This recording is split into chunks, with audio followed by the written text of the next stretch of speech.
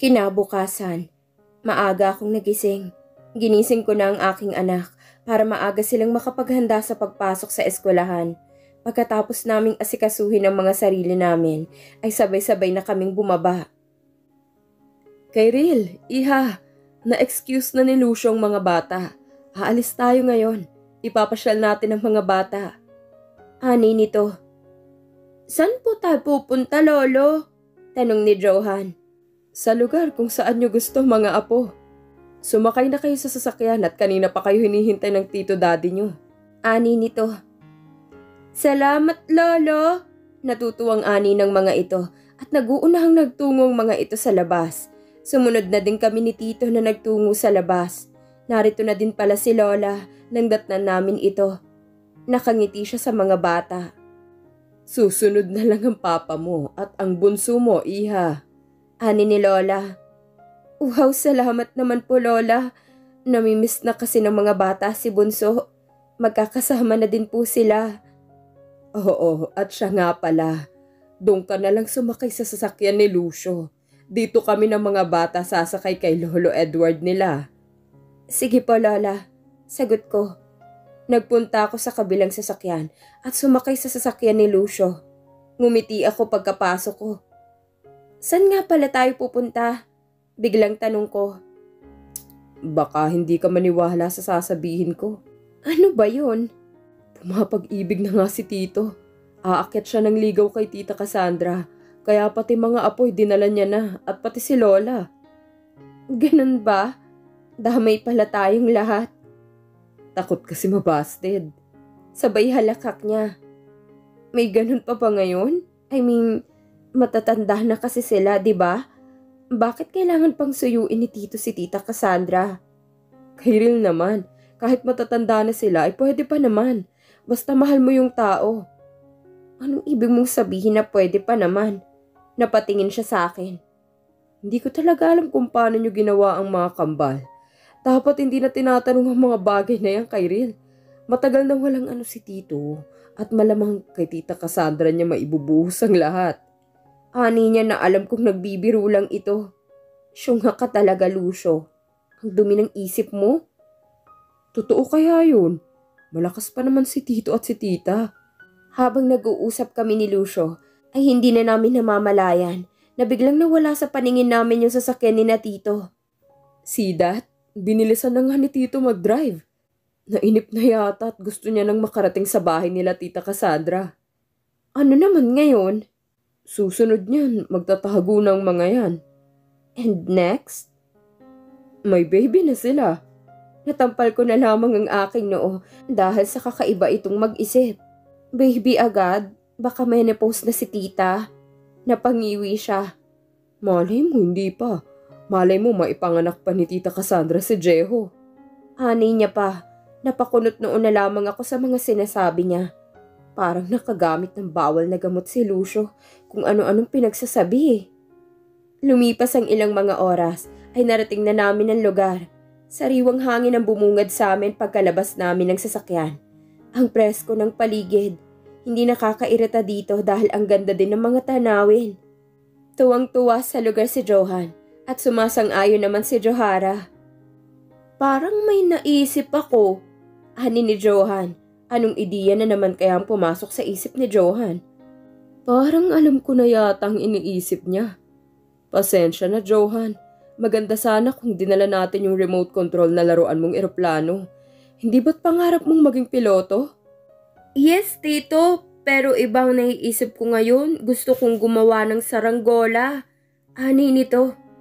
Okay, gagawa tayo later. Natuwa naman si Johan. Lucio, Kayril, sumunod na lang kayo sa loob. Hani ni Tito at nauna na silang pumasok sa loob ng mansyon.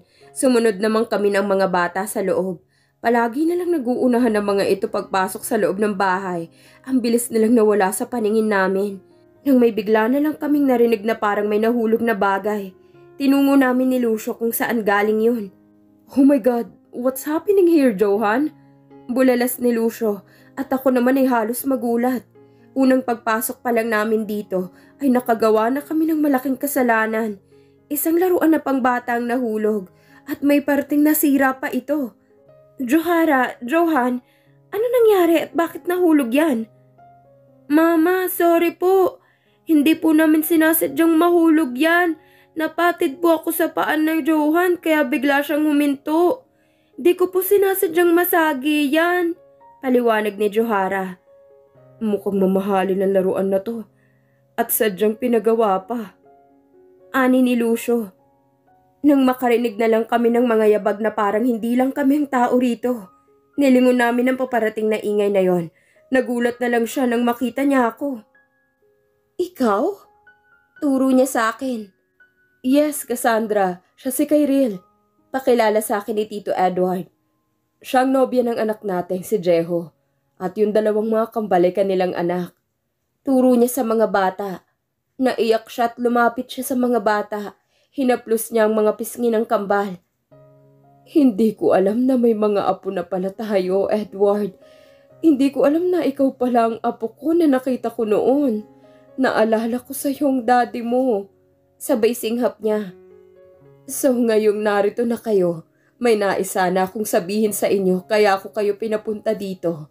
Edward, pasensya ka na kung hindi ko nasabi sa iyo agad ang totoo. Hawak ko ang anak natin, si Jero.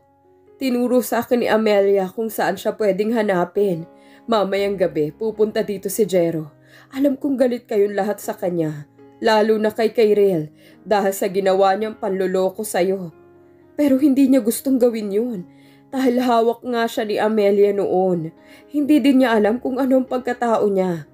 At hindi din niya alam na kambal sila ni Jeho. Sana mapatawad mo siya, Kyril. Mahabang turan nito. Nakita namin na nalungkot si Tito Edward. Dahil sa ilang buwan niyang paghahanap kay Jero, ay hindi man lang niya ito nasabi agad. Edward, I'm sorry. Hinging tawad nito. Niyakap naman ni Tito Edward si Tita Cassandra. See?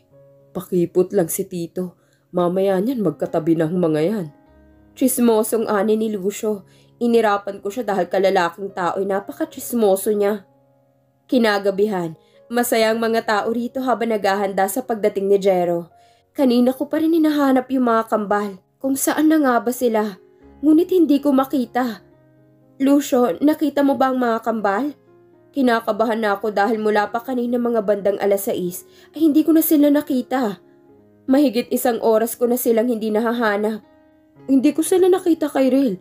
Baka lumabas sila kasama si Mang Asyong. Baka nga. Nakyutan kasing mga bata sa mga asong hawak ni Mang Asyong. Maybe. Nagkatinginan na lang kami ni Lucio nang makita naming masaya sina Tito at Tita. Ang sweet nilang dalawa pagkababa nilang dalawa ng hagdan. Narito kami sa salas na nakaupo. At yan na nga, nakatikim na si Tito. Nasapok ko bigla si Lucio sa kanyang braso na kinatingin sa amin ni na Tito at Tita. Tumigil ka na kasi sa kakapuna mo. Hani ko, nang biglang bumukas ang pinto. Ngumiti si na Tito at Tita nang makita nila si Jero na kadarating lang niya. Nakasimangot ito. Iho, may problema ba? At bakit ka nagkaroon ng mga pasa sa mukha mo? May nakaaway ka ba? Hindi niya kami napansing dalawa ni Lucio pagkapasok niya. Yes, ma'am. At hindi ko siya maintindihan kung bakit niya ako sinuntok agad nang magkita kami sa airport na halos kulang na lang ipatayin niya ako. That ugly man. Singhal nito. Mabuti na lang at inawat siya ng kasama niyang babae. Kung hindi bugbog sarado ako sa kanya. Nagkatinginan na lang kami ni Lucio na ikinataka din nila Tito at Tita. Kinabukasan nag-aya ang mga bata na mamasyal.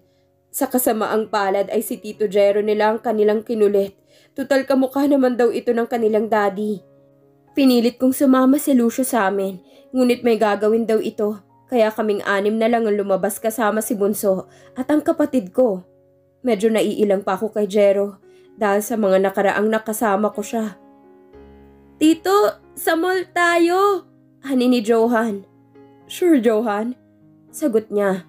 Nasa backseat ang dalawa kasama si Bunso at ang kapatid ko. Samantalang ako'y narito sa front seat. Tumikhim siya. Ikaw, gusto mo din ba sa mall tayo pumunta?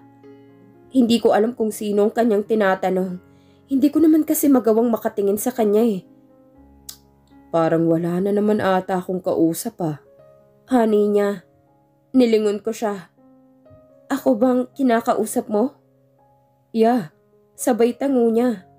Pasensya ka na. Kung anong gusto ng mga bata ay doon tayo pupunta. Sagot ko. Okay, sabi mo nga. Nakarating din kami agad sa mall. Medyo may kalayuan ng konti kaya parang napagod ang mga bata sa biyahe kahit nakaupo lang sila. Papasok na kaming lahat sa loob ng mall. Hawak ko si Johara. Si Johan ay hawak namin ni Jero at si Bunso ay hawak naman ng kapatid ko. Inuna naming tinungang Pan World. Naglaro ang mga kambal. Kasama nila ang tita nila habang kami naman ay karga ni Jero si Bunso. Gusto mo ba ng ice cream, baby? Honey niya. Tinuro naman ni JK ang ice cream. Natuwa siya nang may makita siyang kumakain doong bata. Sumunod ako sa kanila sa pinagbilhan nila ng ice cream. Nakangiti ako kay Bunso dahil natutuwa siya na mabilhan ito.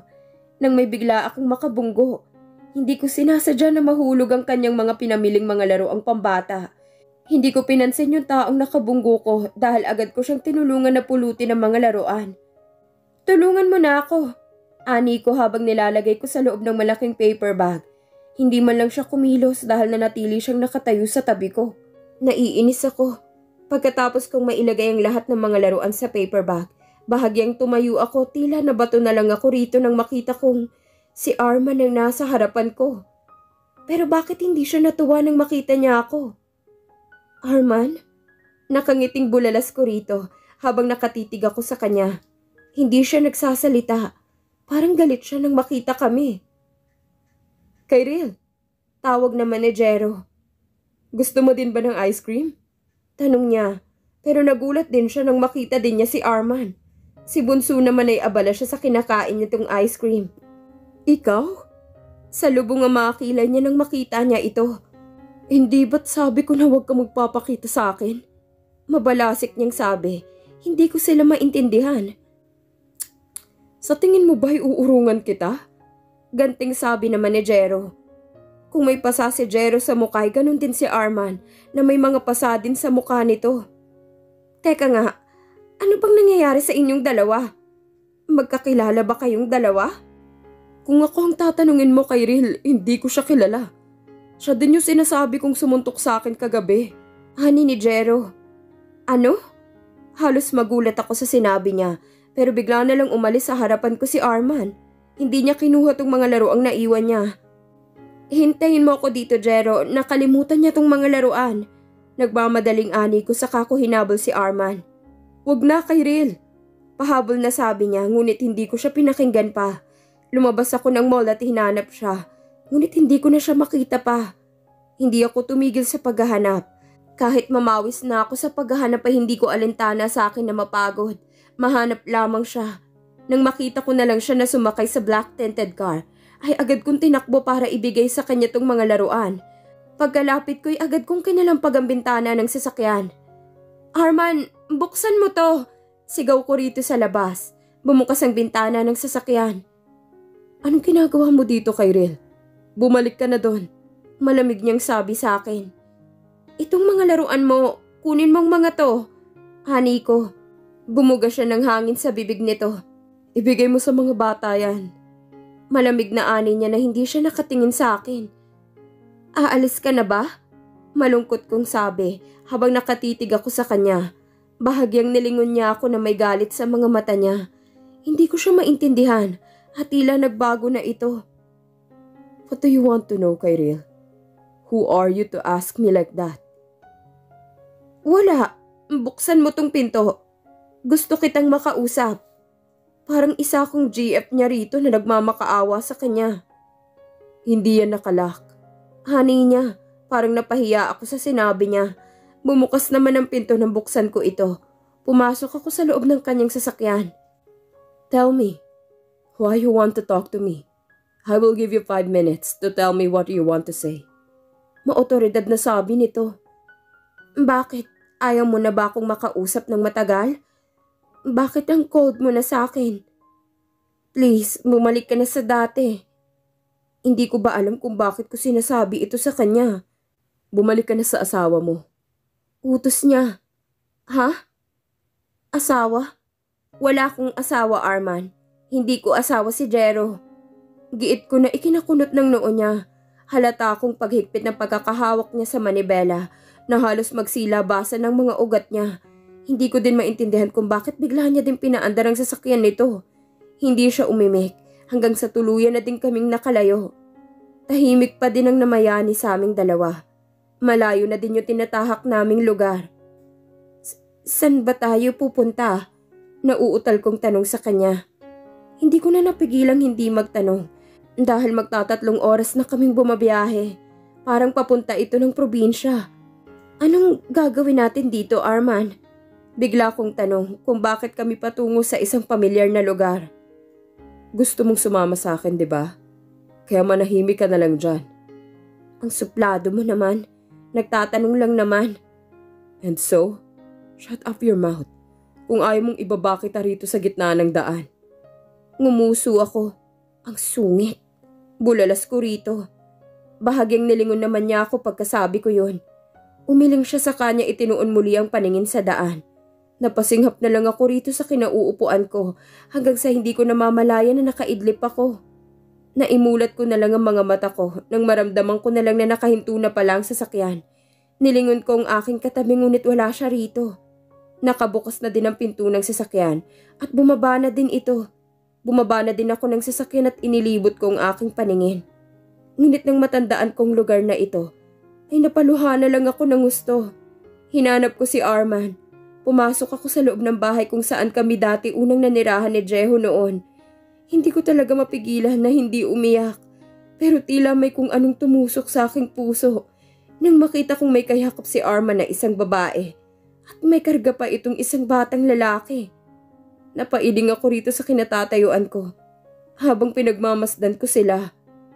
Sila bang pamilya ni Arman? Ang naiwan niyang pamilya? Bakit?